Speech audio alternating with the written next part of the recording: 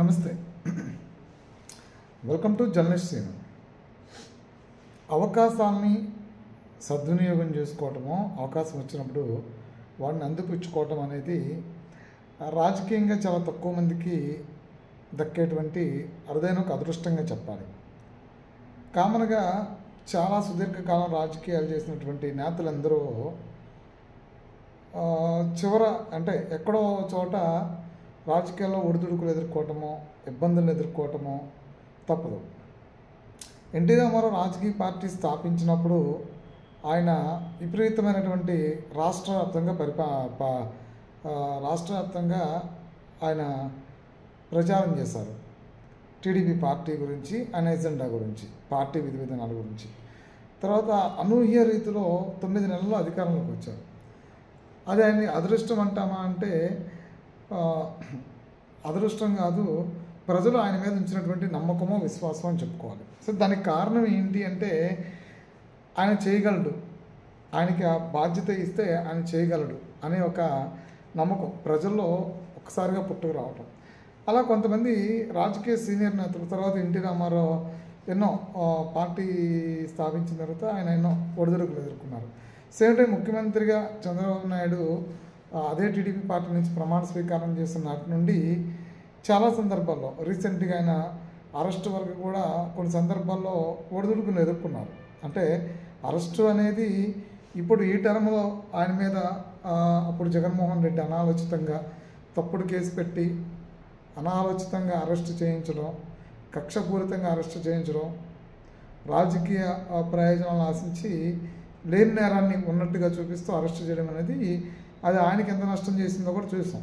అయితే గతంలో ఎదుర్కొన్నటువంటి సంక్షోభం వేరు, పార్టీ ఎదుర్కొన్న సంక్షోభం వేరు, చంద్రబాబు నాయుడు ఎదుర్కొన్న సంక్షోభం వేరు. Same time Pawan Kalyan party పెట్టిన తర్వాత 10 ఏళ్ళు సుదీర్ఘంగా రాజకీయాలు చేశారు. ఒక ఎలక్షన్లో పోటీ చేశారు, ఒంటరిగానే పోటీ చేశారు, 136 స్థానాల వరకు పోటీ చేశారు. అంటే ఆయన కూడా పార్టీ స్థాపించిన తర్వాత ఎన్నో ఒడిదుడుకులు ఎదుర్కొంటూనే వచ్చారు. ఒకే ఒక ఎమ్మెల్యే గెలవటం, గెలిచిన ఎమ్మెల్యే కూడా మళ్ళీ పార్టీ మారిపోవటం, ఆయన పోటీ చేసిన 2 చోట్ల ఓడిపోవటం, ఇలాంటివన్నీ కూడా ఎదుర్కొంటూ వచ్చారు. సేమ్ టైం నారా లోకేష్ ప్రత్యక్ష రాజకీయాల్లోకి రాలేదు. ఎమ్మెల్సీ తీసుకొని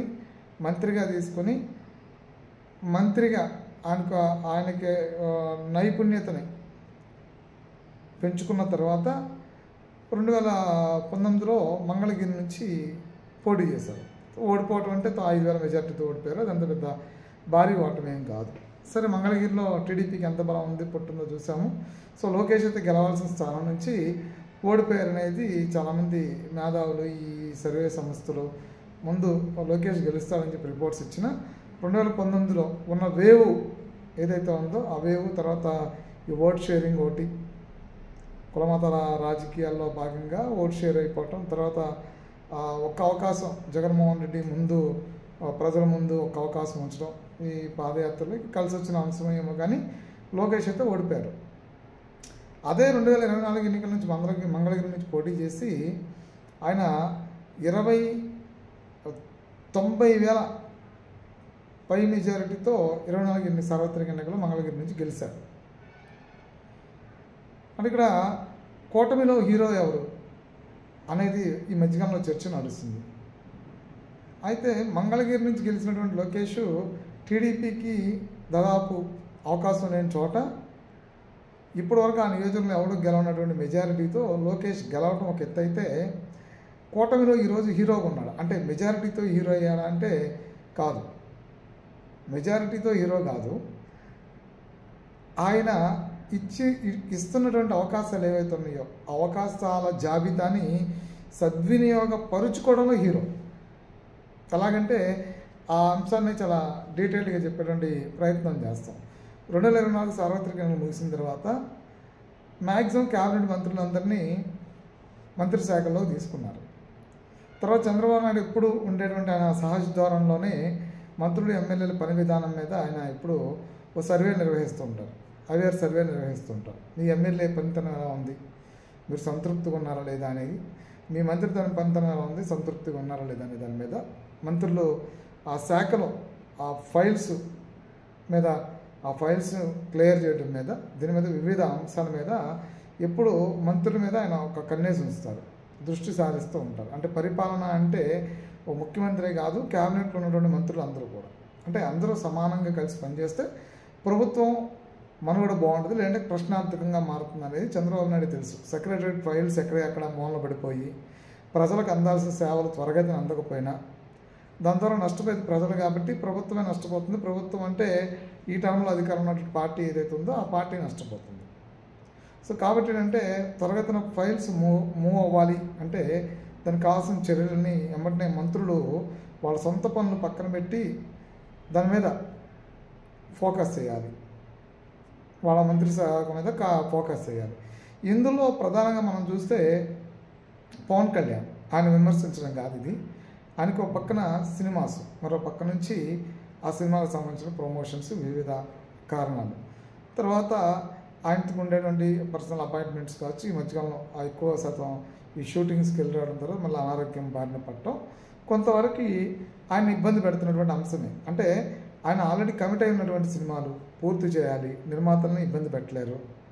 సేమ్ టైం ఆయన ఆదాయం వనరులు ఏదైతే ఉన్నాయో ఆదాయ వనరులు కూడా పాపం ఆ సినిమానే, ఆయన పార్టీ నడుపుకోవాలన్నా, తర్వాత ఆ కార్యకర్తలకి మంచి చెడు చూసుకోవాలన్నా, పార్టీ కార్యాలయాలని ఇతర అంశాలు చూసుకోవాలన్నా, ఏం చూసుకోవాలన్నా సరే ఆయనకున్న ఆప్షను సినిమాలు. వేరే వ్యాపారాలు ఇతర పెట్టుబడులు ఏమి లేవు కాబట్టి సినిమానే ఆయన వ్యాపారం, సినిమాలు చేసుకోవాలి, దాని మీద వచ్చిన డబ్బులతో ఇది చేసుకోవాలి. కాబట్టి ఆయన కొంత ఆ శాఖలో కొద్దిగా ఎక్కడైనా వెనకబడి ఉండొచ్చు. తర్వాత నారా చంద్రబాబు నాయుడు అంటే అందరినీ మనం టచ్ చేసి చెప్పలేము, అంటే చాలామంది వివిధ శాఖల్లో వెనకబడి ఉన్నారనేది మధ్యకాలంలో సర్వే ఇచ్చిన రిపోర్ట్స్ కూడా మనం చూసాం. రైస్ సర్వే కూడా ఇచ్చిన రిపోర్ట్స్లో ఎవరి పనితీరు ఎలా ఉంది, చంద్రబాబు నాయుడు టేబుల్ మీదే చంద్రబాబు నాయుడుకి ఉన్నటువంటి నివేదికల్లో కూడా ఇంచుమించుగా అవి అని చెప్పని ఏదో చెప్పారు. సరే అందులో వాస్తవాలు ఎంత ఉన్నాయి, వాళ్ళ సొంత అభిప్రాయాలు ఎంత ఉన్నాయి అనేది సర్వే చేసిన వాళ్ళకి తెలుసు. దాన్ని మనం పరిగణలో తీసుకోవాల్సిన అవసరం లేదు. సో అంటే ఒక సర్వే నివేదిక కూడా దాన్ని వ్యక్తపరిచింది, చంద్రబాబు నాయుడు అభిప్రాయాలకి దగ్గరగా వ్యక్తపరిచింది అన్నటువంటి సందర్భం ఉంది. సరే ఈ చంద్రబాబు నాయుడు ఆయన కూడా దావోస్ వెళ్ళారు, వివిధ పర్యటనలు చేశారు. రాష్ట్ర పర్యటనలో భాగంగా పెన్షన్ పంపిణీలో పాల్గొంటూ ఉన్నారు, ఐటీకి సంబంధించిన అంశాల్లో పాల్గొంటున్నారు, పెట్టుబడులకు సంబంధించినటువంటి క్యాంటమ్ వ్యాలీ కావచ్చు, అమరావతి నిర్మాణానికి సంబంధించినటువంటి రివ్యూస్లో కావచ్చు, అధికారులతో చేస్తున్న రివ్యూస్, బ్యాంకర్స్తో రివ్యూస్, కొన్ని సంక్షేమ పథకాలకు సంబంధించిన అంశాల్లో ఇది, తర్వాత మన రీసెంట్గా యూరియా కావచ్చు, ఇతర అంశాలు, ఇక ఇవన్నీ అంశాలు ఆయన దృష్టిలో మేజర్ ఇష్యూస్ ఏవైతున్నాయో వాటి మీద ఆయన ఫోకస్ చేస్తున్నారు ముఖ్యమంత్రిగా. కానీ ఇక్కడ అంతు పట్టనటువంటి ఒక అంశంగా లోకేష్ పరిపాలన ఉంది. అది ఎలా ఉంది అంటే కూటమిలో ఇంతమందికి ఏదో ఒక ఉన్నాయి. చంద్రబాబు నాయుడు కూడా ఈవెన్ ఆయన ముఖ్యమంత్రిగా ఉండి కొంతవరకే పనిచేస్తున్నారు, అంటే పనిచేస్తూ ఉన్నారు, ఆయన 18 గంటలు పనిచేస్తున్నారు. కానీ ఇక్కడ కీలకమైనటువంటి 2 శాఖల్లో ఉన్నటువంటి నారా లోకేష్ ఎవ్వరు ఊహకి అందంత దారుణంగా పనిచేస్తూ ఉన్నారు. ఒకటి ఐటీకి సంబంధించినటువంటి దాని డెవలప్మెంటు, కంపెనీలు పెట్టుబడులకు సంబంధించినటువంటి విధానాలను ఏనైనా ఒక రూపకల్పన చేసుకుంటూ ఎక్కడ పెట్టుబడులకు అవకాశం ఉందో, ఏ దేశంలో పెట్టుబడులకి ఆంధ్రప్రదేశ్లో అవకాశం ఉందో, ఎవరైతే పెట్టుబడులు పెట్టడానికి సముఖంగా ఉన్నారో, ఏ కంపెనీలు ఇక్కడికి వస్తే ఇటు ఐటీతో పాటు ఐటీ ప్రొఫెషన్తో పాటు ఇతర అంశాలు కూడా మెరుగుపడతాయి అనుకుంటున్నారో, అంటే వీళ్ళు 2020-47 అనే కళ ఏదైతే సాకారం అవ్వాలని కోరుకుంటూ ఉన్నారో దానికి తగ్గట్టుగా ఏ దేశ అధినేతలు కలిస్తే బాగుంటుంది అనేది ప్రీ ప్లాన్డ్గా కలవగలుగుతున్నాడు. అంటే ఆ శాఖలో ఆయనకి ఉన్నటువంటి ఒక శాఖ, ఆయనకు ఉన్నటువంటి మంత్రిత్వ శాఖలో 2 శాఖలో ఒక శాఖని బాగా ఇంప్రూవ్ చేసుకోగలుగుతున్నాడు. అంటే కంపెనీలు పెట్టుబడుల వ్యవహారంలో ఎక్కడ కాంప్రమైజ్ అవ్వట్లేదు, బాగా కష్టపడుతున్నారు అనేది అర్థమవుతుంది. ఇంకొక శాఖ, ఇది కత్తి మీద స్వామి ఒక విధంగా చెప్పాలంటే విద్యాశాఖ. ఆంధ్రప్రదేశ్లో ఫీజు రియంబర్మెంట్స్ మొదలుకొని మధ్యాహ్నం భోజనం వరకు అన్నిట్లోనూ గత ప్రభుత్వం పెండింగ్ పెట్టిపోయింది. ఫీజు రియంబర్మెంట్స్ కూడా 4,000 కోట్లు దాదాపు పెండింగ్ పెట్టారని చెప్పి అనేది నూతన కూటమి ప్రభుత్వం అధికారంలోకి వచ్చిన తర్వాత అంచనాలు. దాదాపు ఇప్పటివరకు 12,000 కోట్లు 1,400 కోట్లు ఈ ప్రైవేట్ కాలేజీలకు చెల్లించారు. ఇంకా చెల్లించాల్సిన చాలా ఉన్నాయి. అది ఈ విద్యా సంవత్సరంలోనే చెల్లిస్తారు, టర్మ్లో చెల్లిస్తామని చెప్పారు, మన అసెంబ్లీలో చెప్పారు. సరే, ఈ శాఖలో కూడా ఆయన చక్రం తిప్పుతూ ఉన్నారు. ఎలా చక్రం తిప్పుతున్నారంటే డిఎస్సిని తీసుకొచ్చారు. ఏకదాటిగా వాళ్ళందరికీ నియామక ఎగ్జామ్ పెట్టడం, కౌన్సిలింగ్ ఇవ్వటం, కౌన్సిలింగ్ చేయడం, కౌన్సిలింగ్ వెళ్ళటం, ఎగ్జామ్స్ మొత్తం అంతా కూడా ఎట్టడేమో అనుకున్న టయానికి పూర్తి చేసి నియామక పత్రాలు కూడా అందజేశారు. స్కూల్స్ని తీసుకొచ్చేపాటికి గతంలో పెండింగ్ ఉండిపోయిన స్కూల్స్ ఏవైతున్నాయో ఆ స్కూళ్ళన్నీ మళ్ళీ తిరిగి రీఓపెన్ చేయడానికి కావాల్సినటువంటి వసతులను ఏర్పాటు చేయడానికి, ఆ స్కూల్స్ మరమ్మతులు చేయడానికి, పెండింగ్లో ఉండిపోయిన స్కూల్స్ని పూర్తి చేయడానికి కావాల్సిన నిధుల్ని సమకూర్చారు.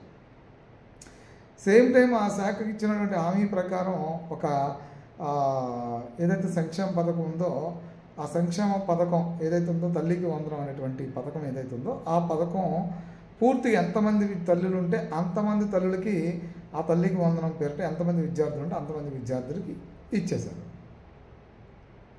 ఇది ఈ శాఖలో ఆయన చూపిస్తున్నటువంటి ప్రావీణ్యత.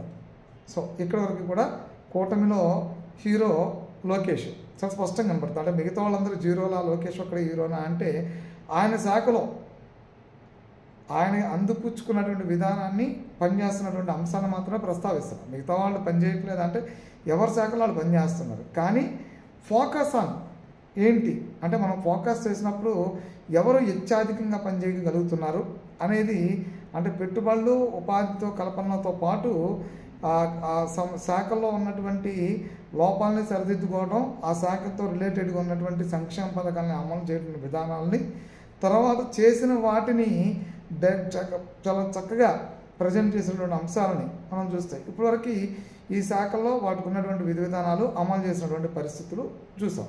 సరే, ఇంకొక అంశాన్ని కూడా ప్రస్తావిస్తే ఇక్కడ లోకేష్ అటు అసెంబ్లీలోనూ ఇటు శాసన మండలిలోనూ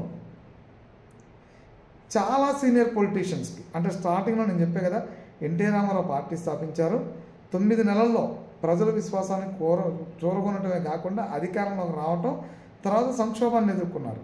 ఆయన ఒడిదుడుకులు ఎదుర్కొన్నారు. చంద్రబాబు నాయుడు పరిపాలన మొదలుపెట్టిన తర్వాత 2 టర్మ్ ముఖ్యమంత్రి అయిన తర్వాత కూడా సంక్షోభాన్ని ఎదుర్కొన్నారు. రీసెంట్గా జగన్మోహన్ రెడ్డి అత్యుత్సాహం వల్ల చేయన్నారానికి జైలుకు కూడా వెళ్ళొచ్చారు.